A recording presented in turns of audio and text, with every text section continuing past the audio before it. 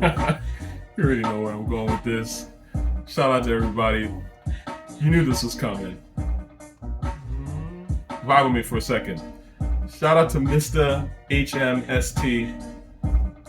You read my mind even before I did, you know? Do I detect a Killer Mike sucks coming? Yeah.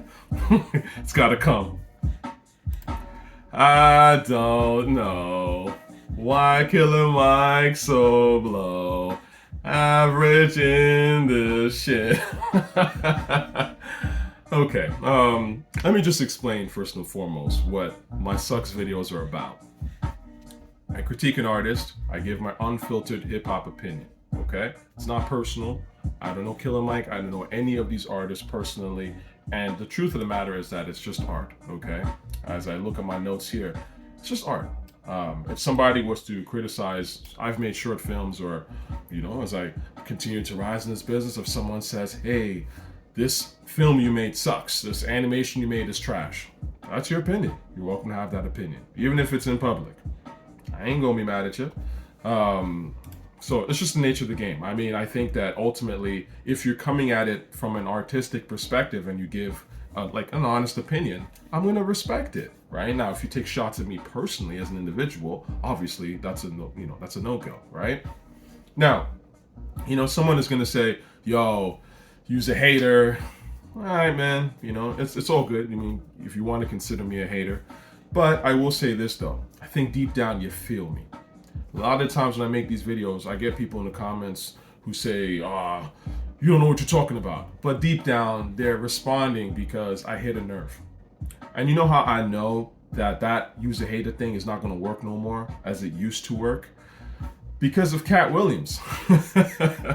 Katt Williams went viral for a reason. Aside from the fact that he was talking shit, and we all love when niggas talk shit, it's funny and he did it in a really hilarious way. The truth of the matter is that Katt hit a nerve. And that nerve he hit was the fact that we know and we feel the mediocrity, if downright trash, of modern entertainment. We feel that it's become all about clout and relationships, no real talent, and definitely no effort to really move the needle, really make some shit that's gonna move people, right? That's what Katt's essential sentiment was, and that's why he really hit. You see, you gotta understand, Black audiences are very savvy. Some of us are anyways. So we're used to a certain level. And so when we don't get that level repeatedly, we know, we feel it. We might not be able to vocalize it. We may not be in a position of power to really vocalize or change things, but we certainly feel it. And I'll tell you how savvy we are, okay? The truth of the matter is, again, we created hip hop.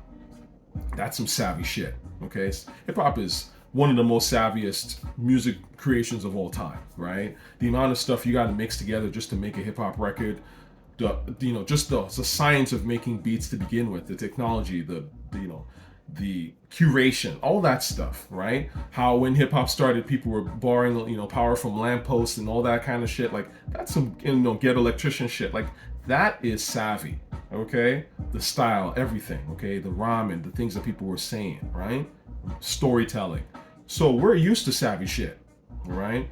Now, my aunt in Nigeria, who might not even have like the greatest power source and all, internet and all that stuff, she watches like Korean dramas, Turkish dramas, Bollywood stuff. I mean, Black folk watch a lot of stuff. We consume a lot of stuff from all over the world. You would be surprised. And I would argue, in a lot of ways, especially among the rest, the ones that are savvy, we kind of consume more content over a wide range of people and cultures than a lot of white people do. And let's be honest here. You know what I'm saying? So we're used to a certain level. That's why you can't just Jonathan Majors your way into this shit and expect us to believe that you're that dude. Like, we've seen all kinds of acting. We've seen all kinds of storytelling. We've seen all kinds of music. We know when you're really doing some shit versus when you're just kind of getting in or getting by. Think about someone like Timbaland, who's throwing in Egyptian music, Pakistani music into popular records. And them shits is like stuff that we are clubbing to. We're having a good time to. Kasara, Kasara, dun, dun. I used to hear that shit in Saudi. You know what I'm saying? When you put in the beat, I was like, what the fuck? That's what I'm saying. Like, we're just on a different level with this. So, yeah, at the end of the day, if I look at Killer Mike and he's like, it's a sweep, Atlanta, and I'm thinking to myself, like, who cares? Ain't nobody listen to your Safe Negro album. Like, you know, we don't care. You know, like, if Killer Mike can win 3 Grammys in a row, okay, what does that tell you about the rap Grammys in general? It tells you that it doesn't matter. Why would I even care about the Grammys to begin with? But that's a whole nother conversation. The truth of the matter is that last year was the worst year in hip hop history, like I mentioned. There was no competition on any level. It was literally just whoever's probably marketing campaign or what the, again, white folk will always go with what's safe, in these situations. The Grammys are extraordinarily safe, and Killer Mike is very safe. And that's part of my issue with Killer Mike's music, okay? Now, the other issue I have with Killer Mike's music is the truth of the matter is you can literally have a career by just hanging around the right niggas. You know what I'm saying? So you can have 0 songs that anybody cares about, but as long as you Andre 3000's boy, you're Gucci.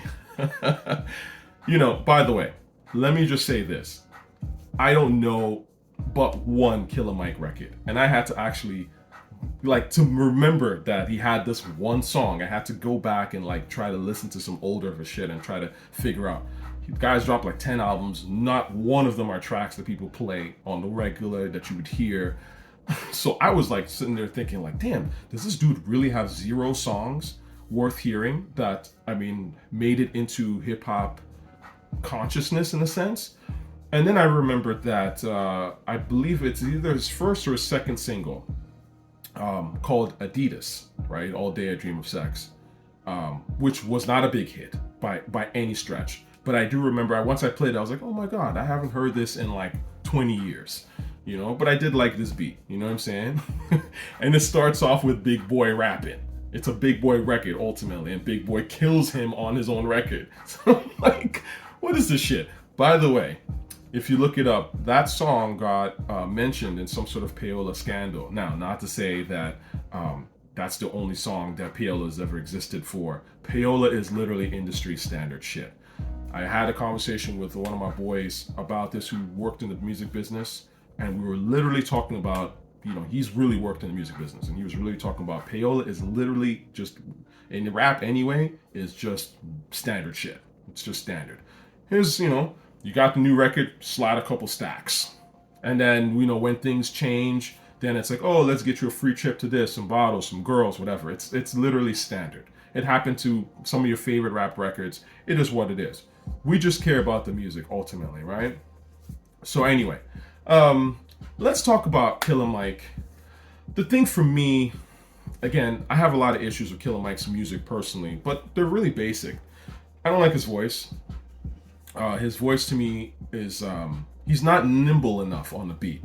I tend to like nimble rappers. So meaning not so much that they can rap fast or slow. It's not so much that, but there's a way that they pronounce their words that has charm. It doesn't sound heavy and I don't know how to describe it. Like as though they can barely get through the pronunciation of a song. That shit is not really my cup of tea, And I find that Killer Mike has this.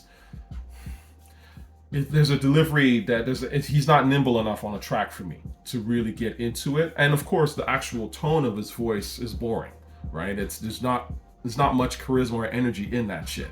So that's hard for me. And then of course, I always say you listen to the production first and foremost. I don't like his beats with the exception of A.D.I.D.A.S, which Big Boy killed, and that's an Outkast sounding beat.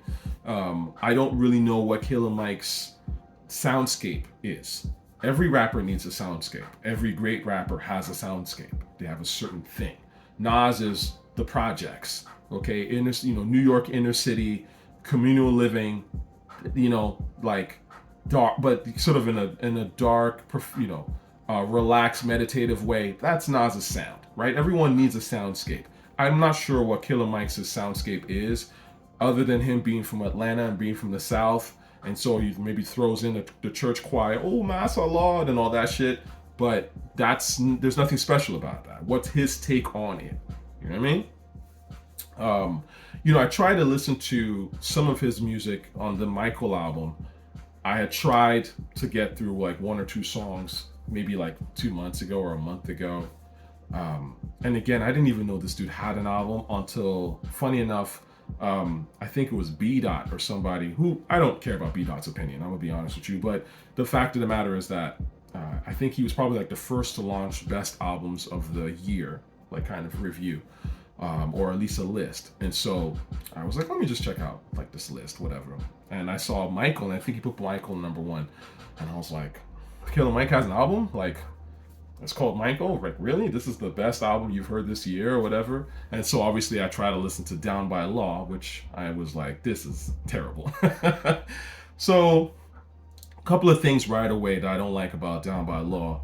And this has always been a problem for me with Killer Mike and his thing, because to me, he makes music for the latte crowd, okay? For the white boys and girls who like something more alternative, but they don't really listen to rap. They're kind of like rap adjacent, so they flirt with rap a little bit, but they're not really an audience for rap. That's who Killer Mike makes music for. And obviously it's not going to hit for someone like me who listens to hip hop. And I've noticed that a lot of these latte rappers, Kendrick Lamar is one of them, they overdo the use of the N-word, nigga. They always be like, nigga, this nigga, my nigga, I was blah, blah, and then they'll have like a skit with a bunch of people saying nigga. Like, it irritates me, because I'm like, I know who this is for, okay? You're making this for, you know, my like someone I might know who's like on some latte shit. But like, why the overuse of the N-word? Like, you know what I'm saying? Like, I don't even use it like that personally all the time. So like, it's just weird to me. And again, you know, it's almost like that's their way of Killer Mike and other rappers like Killer Mike communicating to this white audience. Like, this is how them blackies talk, and this is how, you know, it's you're supposed to get, you know, excited because you've heard the N-word, so now you're listening to some gangster shit, or you're listening to some real shit, some hood shit. It's just too NWA for me. So I didn't like Down by Law. I just thought it was just too much. And the song itself, like I said, I don't like the beat, I don't like the vocals. It's just the nature of the whole thing.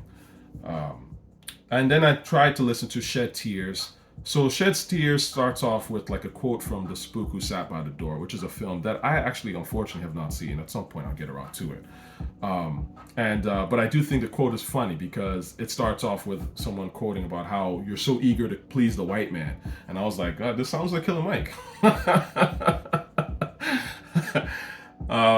You know, and then the song, you know, it's boring poverty porn, you know, could barely help my mama, you know what I'm saying? Like, it's, you know, white folk go, oh, he's spinning, he's talking about his mama. Like, I'm sorry, this is not my thing.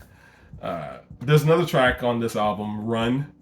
So it starts off with Chappelle. Again, this is my thing. If, you know, as a whack rapper, you can make a career in rap as long as you have the right friends who themselves are uber talented, right? So you're friends with Chappelle and Andre 3000 and Big Boy. And so you can get them on your album, appeal to that celebrity. Chappelle is rambling some half-assed Normandy, you know, analogy. I couldn't even get into the song, honestly. And then the next song, he's talking about Enrich. He starts off with the last poet talking about niggas. Again, see, this is what I'm saying. Like, it's too much. Okay, white folk love this simple-minded kind of shit, but just for me, I cannot listen to this Kendrick Lamar "We in the Hood" type skits. Okay, like I've made a video about this, about NWA, particularly when they made that second album Niggas for Life, and how rap, they became sort of performative musical theater shit. Like, that's the kind of stuff I'm not into. It's too performative. It's fake, but then became kind of reality for us because we're trapped in this theater that we have to perform to, you know, for white folk to buy our records or to at least listen to us. It's weird. Yeah. The other track I try to listen to here is Slummer. Again, church choir. It's kind of generic. You know, I've heard Killer Mike make this kind of record before, I feel. In fact, I'm sure that there's a song from... I've heard this kind of style before from Killer Mike. And then we have the song Motherless, and this is the last one I could even get into. My mama dead, my grandma dead. I'm sorry, I'm not trying to hate on this, you know, his experience of, you know, his parents passing or whatever, but again, it's too poverty porn for me. It's too safe. We've heard this a million times. You're not doing nothing new. The only people that would even buy this kind of shit, in my opinion, are, again, the white adjacent to rap latte types who, they feed off this kind of liberal shit. You know what I'm saying? I ain't got time for that. I do think that at the end of the day, man, rap has become the cult of the average. It's not new. Rap was becoming the cult of the average by shit. I mean, who knows when? When Eminem started coming through, Diddy to a certain extent in terms of Diddy as a rapper. So it's not new. But for me in hip hop, you got to be elite to rap. I can't listen to somebody that I think is average on every level. There's just no way I'm listening to you.